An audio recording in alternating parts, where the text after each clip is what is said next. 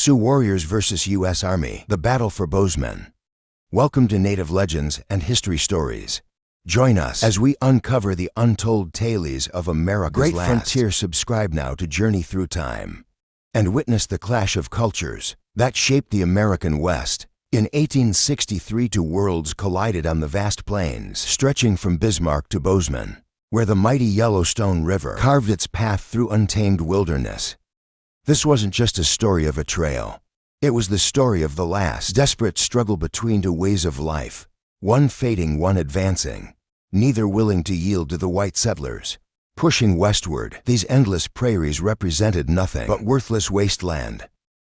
The land between the Platte River and Canada stood empty of ranches, empty of settlements, empty of everything they valued. Their indifference to the region ran so deep that one old-timer, watching his wife battle a grizzly bear, remarked he'd never witnessed a fight whose outcome interested him less.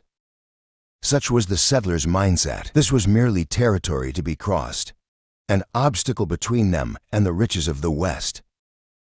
But for the Crow people, these rolling hills and flowing rivers were paradise. Itself, their chief Arapahoe spoke with profound conviction to Washington Irving. The Crow country is a good country. The Great Spirit has put it exactly in the right place. While you are in it, you fare well. Whenever you go out of it, whichever way you travel, you fare worse. Yet, even the sacred homeland faced threats from all sides, as Sioux and Cheyenne warriors themselves, pushed by expanding white settlements in the east, pressed into Crow territory. Drawn by the promise of abundant horses, this was the Indians' last best hunting ground. Protected on paper by the Fort Laramie Treaty of 1851, the agreement guaranteed native rights across vast stretches of Wyoming and Montana, though it contained one crucial clause, allowing the United States to establish roads, military, and other posts. Many tribal leaders believed this treaty would keep white settlers out entirely. For 10 years it did. Then, gold was discovered in southwestern Montana in 1862, and everything changed. A white man proposed cutting a wagon route through Indian territory, connecting the Oregon Trail to the northern mountains. The more perceptive tribal leaders foresaw the inevitable. They had witnessed how the arrival of white settlers elsewhere had decimated the buffalo herds their people depended on. This final sanctuary could not be surrendered. Into this powder keg rode John Bozeman, a bold adventurer from Georgia, seeking to map a wagon route in 1863. He barely escaped with his life.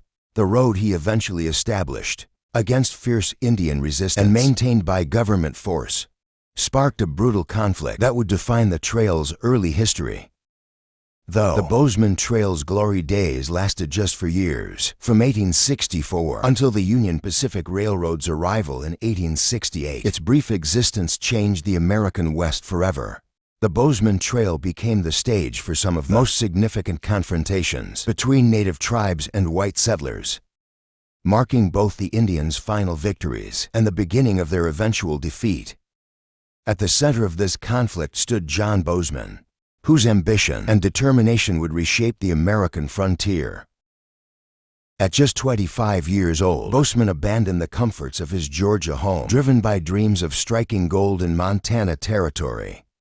The harsh realities of mining life quickly dampened his enthusiasm. Endless hours spent knee-deep in frigid mountain streams, back-breaking labor of moving tons of gravel, and the constant battle against the elements for minimal returns. This grueling experience sparked a different kind of entrepreneurial spirit in the young adventurer. Bozeman's keen eye recognized the untapped potential of the Gallatin Valley. Beyond the immediate allure of gold, he envisioned a thriving agricultural settlement. Working tirelessly, he transformed his vision into reality, establishing a flour mill to process local grain, constructing a toll road for reliable travel, and operating a ferry service across the treacherous Yellowstone River. His small hotel became a gathering point for travelers and settlers alike, while his farming operation north of Main Street demonstrated the valley's agricultural possibilities. In spring 1863, Bozeman embarked on his most ambitious venture, mapping a direct route from the Oregon Trail to the Montana gold fields. His companions were an unlikely pair: John M. Jacobs, a seasoned mountain man hardened by years on the frontier, and Jacobs' 11-year-old daughter, born to his Flathead Indian wife. The choice of bringing a child on such a perilous journey reflected the complex family dynamics of frontier life.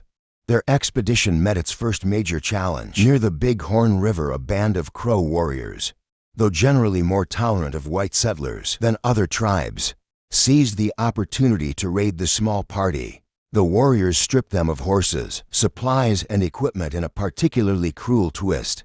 They singled out Jacob's young daughter, beating her with a ramrod as punishment for associating with white men. A stark illustration of the cultural tensions that plagued the frontier. Despite nearly starving to death, Bozeman's resolve remained unshaken.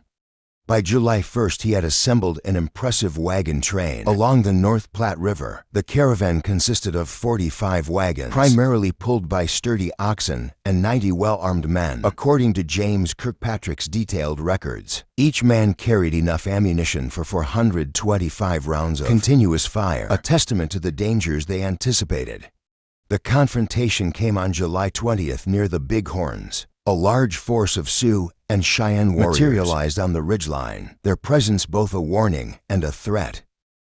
Their message was unambiguous: turn back and live, or continue and face certain death. Despite Bozeman's passionate argument that their superior numbers and firepower would prevail, the majority of travelers chose survival over adventure. They turned their wagons around. Bozeman's response revealed his extraordinary determination. Rather than abandon his dream, he gathered a small group of like-minded adventurers. Together they continued toward Virginia City, adopting guerrilla-style tactics, traveling under cover of darkness and hiding during daylight hours to evade hostile patrols.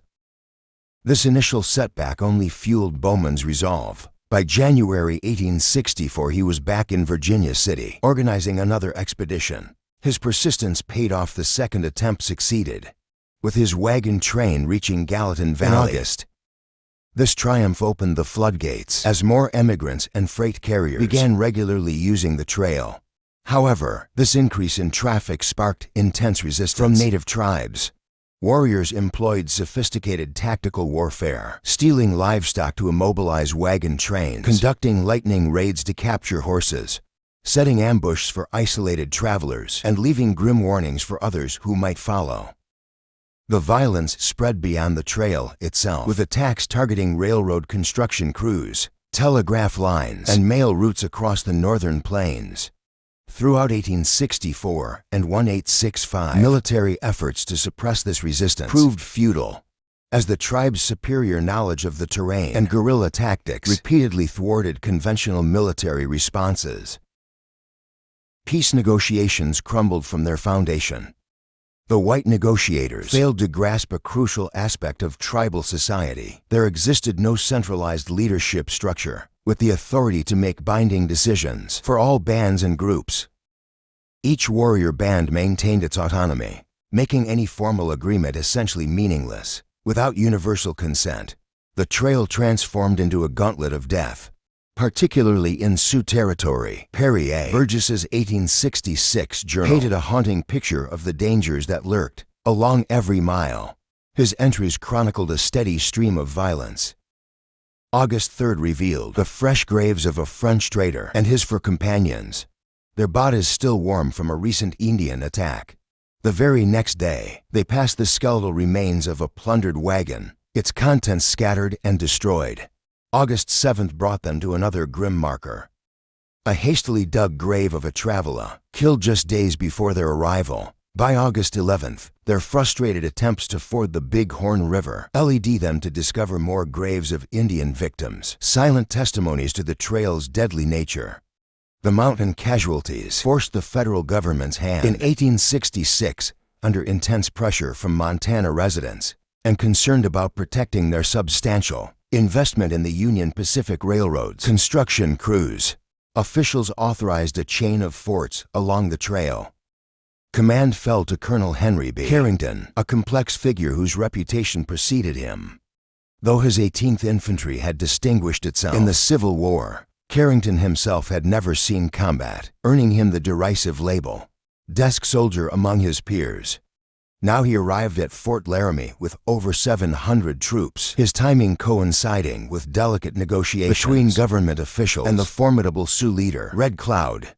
The arrival ignited an explosive confrontation. Red Cloud, renowned for both his military prowess and political acumen, immediately recognized the government's duplicity. In a moment that would be recorded in multiple historical accounts, he pointed an accusatory finger at Carrington, his voice thundering with barely contained rage. "You are White Eagle who has come to steal the road. The Great Father sends us presents and wants us to sell him the road, but the White Chief comes with soldiers to steal it. Before the Indians say yes or no, I will talk no more." This incident revealed the deep divisions within American society regarding Indian policy. Margaret Carrington, the colonel's wife, captured this complexity in her book Absaroka, Home of the Crows.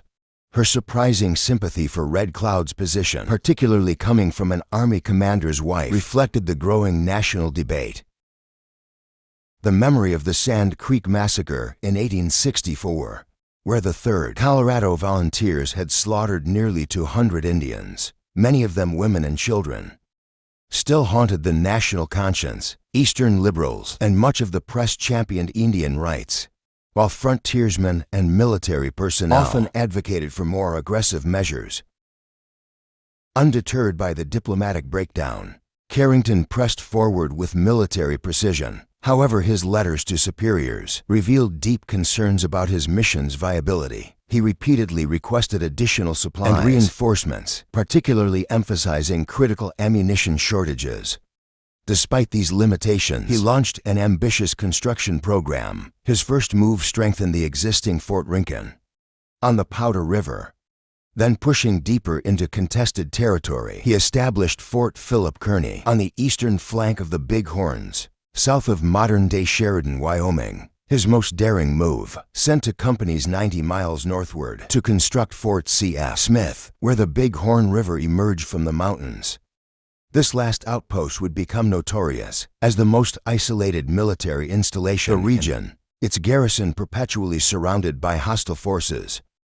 October 1866 brought an unexpected figure to the Big Horn country, Nelson Story, a man whose determination would reshape Montana's cattle industry. Unlike the desperate gold seekers flooding the territory, Story approached the frontier with calculated business acumen. 3 years of methodical mining had yielded him $40,000 in gold dust, a fortune he wasn't willing to risk on further speculation. Story executed a bold financial maneuver. He traveled to New York City, converting his hard-earned gold into government-backed currency. After securing the majority in a bank, he took $10,000 in cash, meticulously sewing it into his overcoat lining. This hidden fortune funded his journey to Texas, where he purchased 1,000 head of longhorn cattle, lean, hardy beasts bred for survival. The cattle drive north tested every ounce of Story's resourcefulness.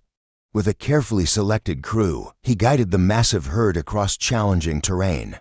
Until they reached Fort Phil Kearny, their Colonel Carrington delivered a stark warning. "You can't go on up there, those Indians will kill you." While forcing Story to halt, Carrington paradoxically refused to let the herd graze near the fort, preserving the grass for military horses.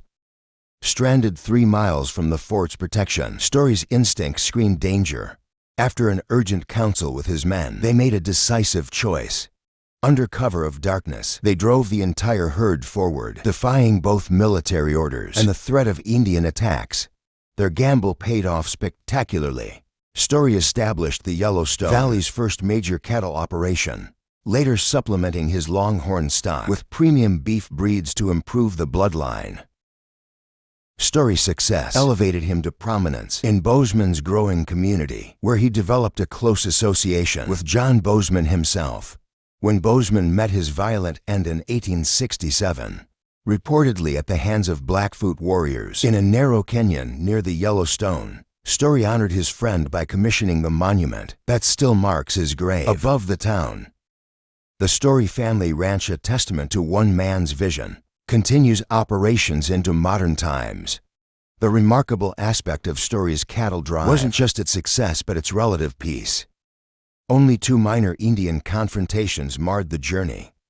However, this tranquility, mass-gathering storms in the Big Horn country, as winter settled in, Indian warriors, well provisioned with dried buffalo meat, began plotting a major offensive against Carrington's forces. Carrington's superiors pressured him to take aggressive action against the raiders. This order exposed the fatal flaw in his command. His soldiers, though numerous, lacked the specialized training needed to combat the Indians' guerrilla tactics. December 6, 1866 proved this point brutally. While leading a relief force to protect woodcutters, Carrington barely escaped an elaborate ambush that claimed the lives of an officer and a veteran sergeant. The situation deteriorated rapidly. Between December 16th and 19th, Indian warriors maintained near constant pressure, appearing daily around the wood, gathering parties and testing the fort's defenses. Then on December 21st, when the woodcutters again came under attack, Carrington deployed a substantial force, 78 officers and men under Captain William Federman's command. The mission attracted 2 additional participants, a pair of civilian volunteers and Captain Frederick H. Brown's presence proved particularly fateful. Though under orders to report to Fort Laramie, he chose to join Federman's expedition, driven by personal ambition to capture an Indian scout. This decision would have far-reaching consequences for everyone involved. Colonel Carrington's orders rang clear. Under no circumstances was Federman to pursue Indians beyond Lodge Trail Ridge, the same ground where Carrington himself had narrowly escaped death weeks earlier. Yet Federman, his judgment, perhaps clouded by years of Civil War victories, believed his battle experience would prevail in this unfamiliar territory. His fatal miscalculation began when his troops pursued what appeared to be a small group of Sioux warriors. As they crested the Forbidden Ridge, they rode directly into a masterfully orchestrated trap. 3,000 warriors concealed in the surrounding terrain launched a coordinated assault that would become legendary in frontier warfare. Carrington's official report painted a grim tableau of the aftermath. Lodge Trail Ridge became a field of death, littered with the evidence of the desperate final stand. Countless arrows, broken spear shafts, and scout poles marking where the fierce battle had raged. The pattern of spent arrows revealed how completely the Indian forces had encircled their prey.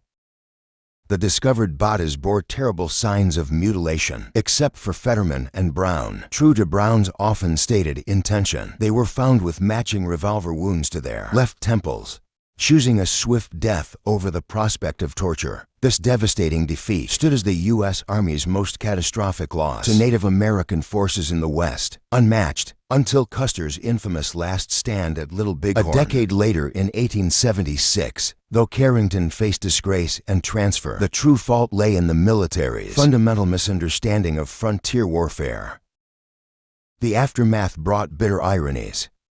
The forts finally received the reinforcements and modern breech-loading rifles Carrington had desperately requested. Through 1867, the Indian forces launched 2 more major offensives against Forts C.F. Smith and Phil Kearny, but the better-equipped garrisons repelled these attacks. Yet this military success came at a staggering price. Government accountants calculated each Indian casualty cost the Army $100,000. Draining resources already depleted by the Civil War. General Sherman's assessment proved prophetic. The Bozeman Trail and its fortifications, built at such terrible human cost, lost their significance as the Union Pacific Railroad pushed westward. By 1868, the Army abandoned its posts along the trail,